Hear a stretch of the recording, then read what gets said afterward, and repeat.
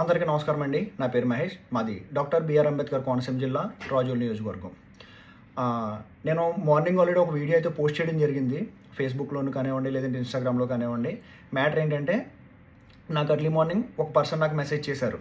ఏమనంటే ఇలా నా ఫోన్‌పే నుంచి మీ ఫోన్‌పేకి ఒక రూ. 5,000 ట్రాన్స్‌ఫర్ చేయడం అయితే జరిగింది. బై మిస్టేక్ నేను ట్రాన్స్‌ఫర్ చేశాను. నేను ఎస్ఐని నువ్వు నా డబ్బులు రిటర్న్ వెయ్యకపోతే నేను నీ మీద ఎఫ్ఐఆర్ ఫైల్ చేస్తాను అనేసి నాకు ఆయన మెసేజ్ అయితే చేయడం జరిగింది. సో నేను మార్నింగ్ లేచిన తర్వాత నేను కొంచెం వర్క్ దగ్గరికి వెళ్ళిన తర్వాత నేను మెసేజ్ చూసుకున్నా.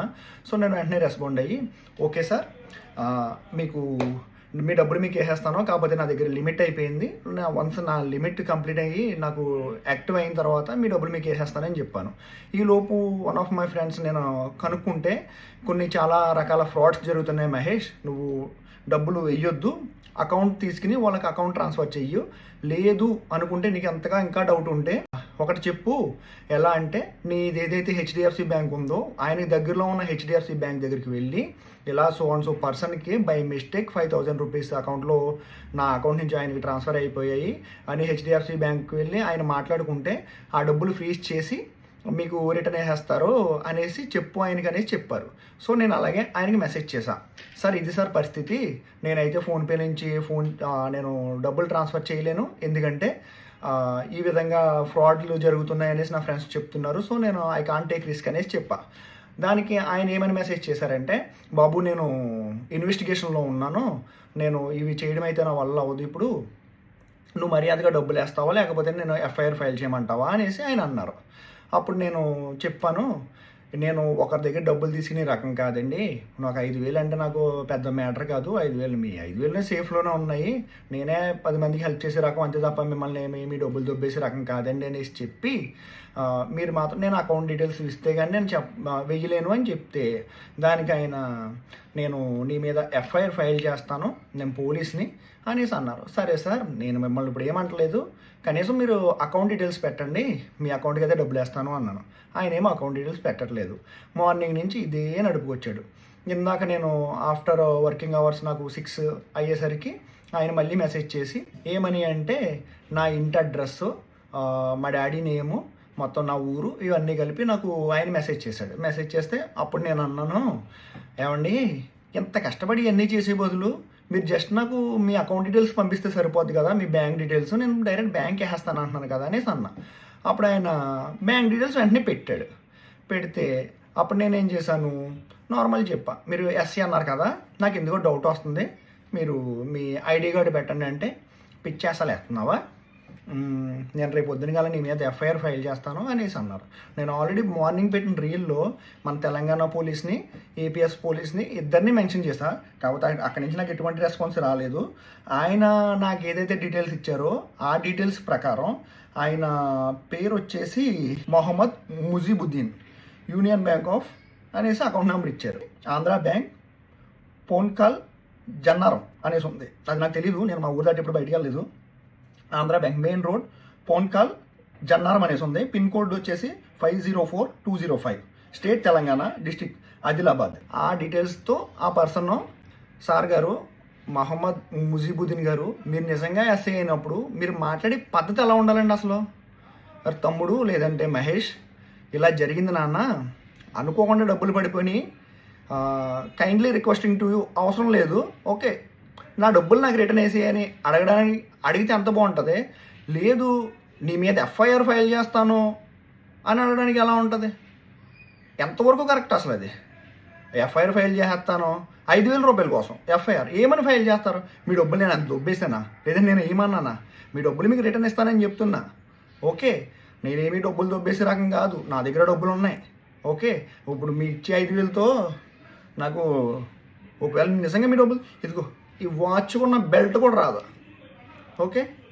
అది 5,000 అసలు ఎవరు మీరు, అసలు జనాల దగ్గర డబ్బులు దొబ్బేయడానికి ఏ విధంగా మీరు ఈ విధంగా ఎలా చేస్తున్నారు అసలు, ఒకవేళ మీరు నిజంగా జెన్యూన్ పర్సన్ అయితే డైరెక్ట్ కాంటాక్ట్ అవుతురు మీరు, ఇది పరిస్థితి అనేసి, ఇంత డొంక తిరిగి పొద్దున్నుంచి తిప్పి నేను ఇంకా డబ్బులు ఇవ్వనని అర్థమైన తర్వాత మీరు బ్యాంక్ డీటెయిల్స్ పెట్టారు, అప్పుడు ఎంతసేపు అయిన తర్వాత బ్యాంక్ డీటెయిల్స్ పెట్టినప్పుడు నేను డబ్బులు ఎత్తే నేనేంటి, నేను ఏమన్నా ఇదా ఎరిపప్పన అంత ఎరిపప్పన ఏం కాదు నేను. అంటే ముజిబుద్దీన్ గారు ఏమనుకున్నారంటే, ఎవరు బాబు ఈ డబ్బులు దేవుడు ఎరుగు, మన డబ్బులు ఫస్ట్ వసూలు చేసుకుందాం, వీడు ఇచ్చేలా కనపట్లేదని అప్పుడు అకౌంట్ డీటెయిల్స్ పంపించారు. నేను వేస్తాను అనుకున్నారు. నేను అంత ఇది అనుకున్నారా? మనము మామూలుగానే ఈతగా ఇచ్చి తాటిగా దొబ్బేసి రకం. ఓకే, అలాంటిది నా దగ్గర నుంచి డబ్బులు వసూలు చేయడం మళ్ళీ మీరు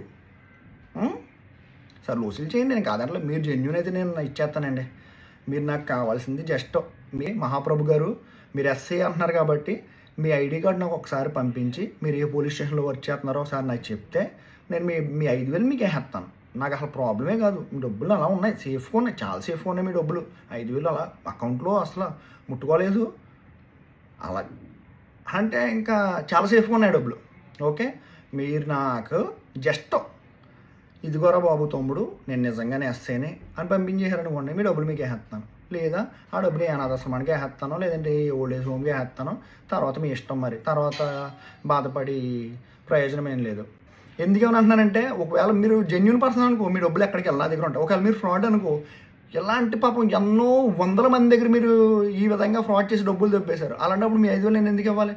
అవసరమైతే ఏ అనాథాశ్రమం అనుకో, లేదంటే ఏ ఓల్డ్ ఏజ్ హోమ్ కూడా ఆ డబ్బులు ఇస్తాను తప్ప నేను మాత్రం మీకు ఆ డబ్బులు ఇవ్వను. ఓకే, ఇప్పుడు నిజంగా మీరు ఎస్ఐ అయినప్పుడు మీరు మీ ఐడి కార్డు పెట్టడానికి ప్రాబ్లం ఏంటి అసలు? మీరు ఏ పోలీస్ స్టేషను, ఏ ఏరియా, ఏ పరిధిలోకి వస్తారో అని చెప్పడానికి మీ ప్రాబ్లం ఏంటి? ఇలా చెప్పి మీ డబ్బులు మీరు తీసేసుకోవచ్చు కదా. అదంతా మానేసి నేను ఎఫ్ఐఆర్ ఫైల్ చేస్తాను, 5,000 రూపాయల కోసం ఏమైనా ఎఫ్ఐఆర్ ఫైల్ చేస్తారండి? నేను దొంగతనం చేశానా? అసలు ఏంటి అసలు? సో మిత్రులందరికీ నేను చెప్పేది ఏంటంటే, ఈ విధంగా ఎవరన్నా మీకు డబ్బులు వేసి వెనక్కి డబ్బులు వేయమన్నప్పుడు మీరు పెద్ద సత్యహరిశ్చంద్రులా ఫీల్ అయిపోయి వేసిన డబ్బులు వేసినట్టే మళ్ళీ వెనక్కి వేసేయకండి. దానివల్ల ఏమవుతుందంటే ఫోన్పేని హ్యాక్ చేసి వాళ్ళు మన అకౌంట్లో ఉన్న మిగతా డబ్బులు కూడా వేసేస్తున్నారు. ఒకసారి ఆలోచించండి, అది జెన్యూనా కాదని ఆలోచించి వాడు నిజంగానే మీకు డబ్బులు వేసాడు కరెక్టే, ఆ డబ్బులు నిజంగా మీరు తర్వాత వేసిన తర్వాత అది ప్రాబ్లం అవుద్దో లేదో ఆలోచించుకుని వెయ్యండి. నేను చెప్పి మీ మిత్రుడు మహేష్ మీకు ఇచ్చే సజెషన్ ఏంటంటే, చక్కగా అతను డబ్బులు వేసినప్పుడు మీరు డైరెక్ట్ ఫోన్పే చేయకుండా అయితే అయిందో 10 నిమిషాలు 20 నిమిషాలు గంట లేట్ అయితే అయింది, ఏ బ్యాంకు వెళ్ళి బ్యాంక్ నుంచి ఆ పర్సన్ అకౌంట్ డీటెయిల్స్ ఇచ్చుకుని ట్రాన్స్ఫర్ చేయండి. అంతే తప్ప మీలో ఉన్న దేశభక్తిని చూపించేసుకోవడానికి, లేదంటే నేను ఏదో గొప్పని ఎవరి డబ్బులు తినట్లేదని నిరూపించుకోవడానికి మీరు వెళ్ళిపోయి కష్టాలు పడిపోయి మీరు ఫోన్పేలో వేసేవాల్సిన పని లేదు. తర్వాత మీ ఫోన్పేకే పడేది బొక్క. అర్థమైంది అనుకుంటాను మిత్రులందరికీ. ఇంకోటి ఏంటంటే, నా మీద ఎఫ్ఐఆర్లు బుక్ చేసి దాంట్లో రాయడం వల్ల ఉపయోగం ఏం లేదు, కలిసిది ఏం లేదు, కలిసి వచ్చేది ఏం లేదు. ఓకే, పేపర్ బొక్క మీ 5,000 కోసం. ఆ పేపర్ దానికి ఎఫ్ఐఆర్ అయితే ఖర్చు ఎంత ఉంటుందో కూడా నాకు తెలియదు. ఎందుకంటే నాకు భయం వేస్తుందండి, ఫోన్పే నుంచి డబ్బులు పంపాలని చెప్పి భయం వేస్తుంది. సో మీరు నాకు మీ అకౌంట్ డీటెయిల్స్ పంపిస్తే నేను డైరెక్ట్ వేసేస్తాను. అంత మించి ఏం కాదు. మీకు నాకు శత్రుత్వం ఏం లేదు. మీరు ఎక్కడో తెలంగాణలో ఉన్నారు, నేను ఎక్కడో ఆంధ్రాలో ఉంటాను. మన ఇద్దరికి లాంగ్వేజ్ ఒకటి అంతే తప్ప మనకు అసలు శత్రుత్వం ఏం లేదు కదా. మీరు ఇలాంటివి మనసులో పెట్టుకుని నన్ను ఏం చేయకండి, ఏం చెయ్యొద్దు. ఎందుకంటే నేను ఇంకా పెళ్ళి అవ్వలేదు. రేపు అన్న రోజున మరి నేను పెళ్లి చేసుకుని ఉండాలి కదా. సో కొంచెం మనకు శత్రుత్వాలు అలాంటివి వద్దు. 5,000 కోసం మీ డబ్బులు మీకు వేసేస్తాను నేను.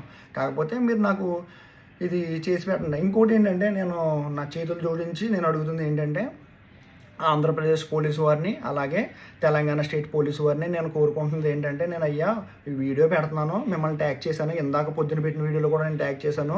ఒకసారి ఆ పర్సన్ ఇంకా డీటెయిల్స్ నేను స్క్రీన్ మీద షేర్ చేస్తాను. ఆ పర్సన్ జెన్యూన్ కాదో కొంచెం కనుక్కొని నాకు ఏమన్నా చెప్తే నేను కొంచెం సేఫ్గా ఉంటాను. ఎవరైతే ఇలా మోసపోతున్నారో జనాలు, ఇలా డబ్బులు పొద్దున్నే లేసి వాళ్ళ అకౌంట్లో డబ్బులు చూసుకుని అయ్యో పాపం ఎవరియో పడిపోయినా నా నిద్ర మోకాన్ని ఇలా కొలు తుడుచుకుని ఫోన్లు వేసేద్దామనేసి ఇలా ఫోన్ చేసి వాళ్ళు వేసేస్తున్నారో, తర్వాత ఆ డబ్బులు కూడా పోగొట్టేసుకుంటున్నారు. అలాంటి మోసాలు కొంచెం తగ్గుతాయి. దయచేసి ఒక్కసారి ఆ పర్సన్ ఎవరో కనుక్కొని నాకు చెప్తే నేను ఏం చేసేది లేదు, మీరే ఏదో చేసి కొంచెం కౌన్సిలింగ్ లాంటిది ఇస్తే బాగుంటుందని నా అభిప్రాయం. ఒకవేళ ఆయన మంచివాడు అనుకోండి, నిజంగా ఆయన ఎస్ఐ గారే అనుకోండి, నాకు కౌన్సిలింగ్ ఇచ్చినా నేను ఒప్పుకుంటాను. ఎందుకంటే నాకు కౌన్సిలింగ్ తీసుకుంటాను నేను, నాకు ఎటువంటి ప్రాబ్లం లేదు.